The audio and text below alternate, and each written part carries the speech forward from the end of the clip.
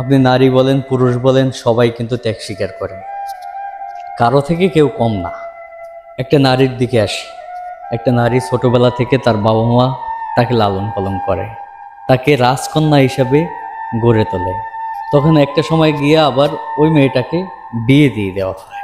তখন ওই নারীটা কি করে, সব আত্মীয় স্বজন আপনজন তাদের সবাইকে ছেড়ে গিয়ে নতুন একটা বাসায় গিয়ে ঘর বাঁধে।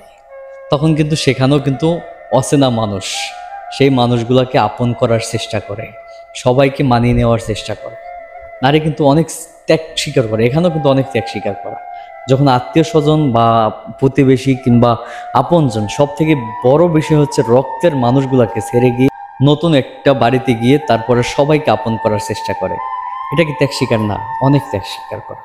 আবার এই নারী কিন্তু পুরুষকে বাবা ডাক শোনানোর জন্য নিজের জীবনকে বাজিয়ে রাখে, এটাও একটা ত্যাগ স্বীকার করা। এইটা হচ্ছে বড় সব থেকে ত্যাগ স্বীকার করা, যে নিজের জীবনটা বাজিয়ে রাখতে হয়, এটাই সত্য কথা। আবার সেই নারীটা যখন সন্তান জন্ম দেয়, তখন তার সন্তান লালন পালন করা একটা কিন্তু মায়ের কর্তব্য থাকে, অনেক দায়িত্ব থাকে। সেখানেও নিজের আনন্দ মুহূর্তগুলো সব কিছু ত্যাগ করে ফেলে, এটাই সত্য কথা। তো অতএব নারী কিন্তু অনেক ত্যাগ স্বীকার করে, এটাও বাস্তব। এবার আসুন পুরুষও কিন্তু অনেক ত্যাগ স্বীকার করে।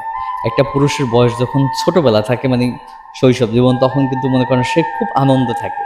তখন পুরুষটার যখন কর্মজীবনে ঢোকে, তখন কিন্তু আর নিজে মনে করে নিজের দিকে তাকায় না, সম্পূর্ণ মানুষের প্রতি আপনজনের প্রতি নিজে ফোকাসটা দিয়ে দেয়, নিজের আনন্দ মুহূর্তগুলো সব ত্যাগ স্বীকার করে দেয়।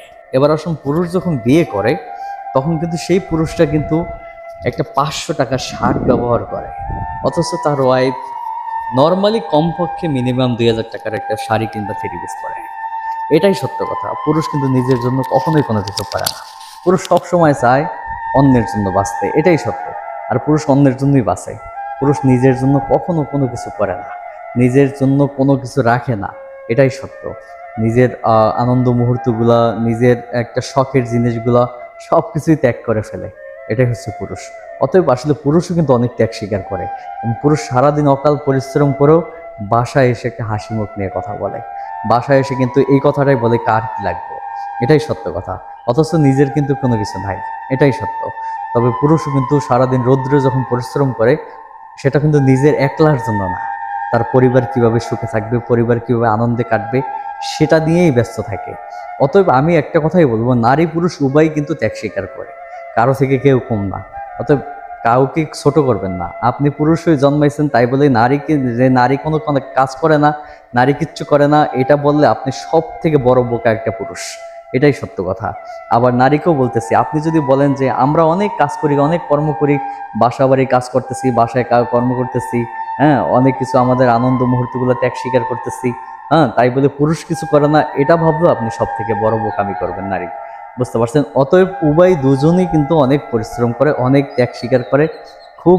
এই জন্য আমি একটা কথাই বলবো যে আসলে সবার সাথে সবাই মানিয়ে নেওয়ার চলার চেষ্টা করেন, সবাইকে আপন ভাবার চেষ্টা করেন। দুজন যখন হাজারো কষ্টের ভিড়ে যখন হাসি মুখ নিয়ে কথা বলবেন, যখন একটু ভালোবাসা থাকবে, সেখানে আনন্দটা এমনিতেই অটোমেটিকলি এসে যাবে। এর থেকে বড় আনন্দ আর কিছু হতে পারে না, এটাই হচ্ছে জীবন।